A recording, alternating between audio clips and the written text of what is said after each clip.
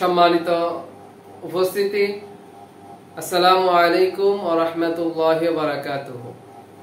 আমি আপনাদের সামনে সূরা বাকারার 224 এবং 225 নম্বর আয়াত দুটি উপস্থাপন করব। এই আয়াতগুলো আল্লাহ পাক আমরা যে কিছু অনর্থক কসম করে ফেলি, আল্লাহর নামে কসম খাওয়া, এই সমস্ত বিষয়গুলো নিয়ে আল্লাহ পাক আমাদেরকে কি বলছে আমরা একটু শুনে আসি। আল্লাহ পাক সূরা বাকারা 224 নম্বর আয়াতে বলতেছেন, তোমরা যে শপথ করো, যে শপথের উদ্দেশ্য হয় সৎ কাজ, তাকওয়া ও মানব কল্যাণমূলক কাজ থেকে বিরত থাকা, তেমন ধরনের শপথ বাক্য উচ্চারণ করার জন্য কোন অবস্থায় তোমরা আল্লাহর নাম ব্যবহার করো না। আল্লাহ তোমাদের সমস্ত কথা শুনেছেন এবং তিনি সবকিছুই জানেন।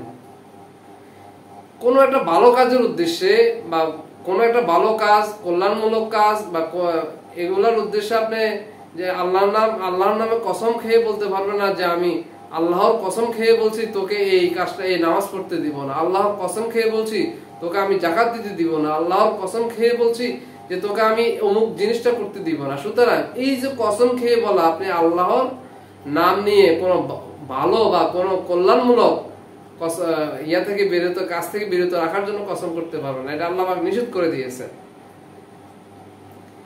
এরপর আয়াতে 225 নম্বর আয়াতে আল্লাহ বলতেছেন, তোমরা অনিচ্ছায় যেসব অর্থহীন শপথ করে ফেলো, সেগুলোর জন্য আল্লাহ তোমাদের ফাকড়াও করবেন না, কিন্তু আন্তরিকতার সাথে তোমরা যে শপথ করো সেগুলোর জন্য অবশ্যই আল্লাহ ফাকড়াও করবেন। আল্লাহ বড়ই ক্ষমাশীল এবং উনি সহিষ্ণু।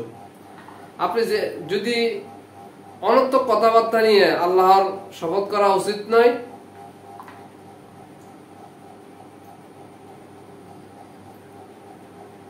কথার কথায় আপনি মন থেকে বললেন না, মুখ থেকে কথার কথা একটা কসম খেয়ে বললেন যে আমি এই জিনিসটা না করতে পারলে আমি আল্লাহর কসম খেয়ে বলছি আমি করেই ছাড়বো, কিন্তু কথার কথা বলে ফেলছেন, আপনার আন্তরিকতা নাই যে এই লোকটাকে আপনি খুন করবেন, আপনার কথা বলে ফেললেন আল্লাহর কসম আমি তোকে মেরে ফেলবো।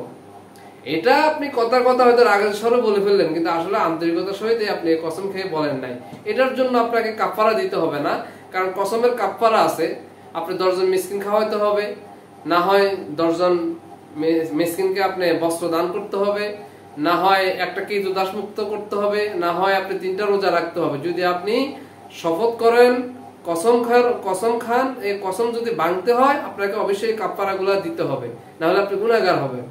সুতরাং এই জন্য আল্লাহ বলতেছেন যে তোমরা যদি অনর্থক কথাবার্তার মাধ্যমে যদি কসম খেয়ে বলো, এটার জন্য আল্লাহ ফাকড়াও করবে না। তবে দৃঢ় সংকল্পের মাধ্যমে যে শপথগুলো, যে কসমগুলো তোমরা করো, এগুলার জন্য অবশ্যই আল্লাহ ফাকড়াও করবেন এবং অবশ্যই এগুলা ভঙ্গ করলে আপনাকে কাফারা আদায় করতে হবে। আল্লাহ পাক এই দুটো আয়াত থেকে আমাদেরকে শিক্ষা গ্রহণ করার তৌফিক দান করুন।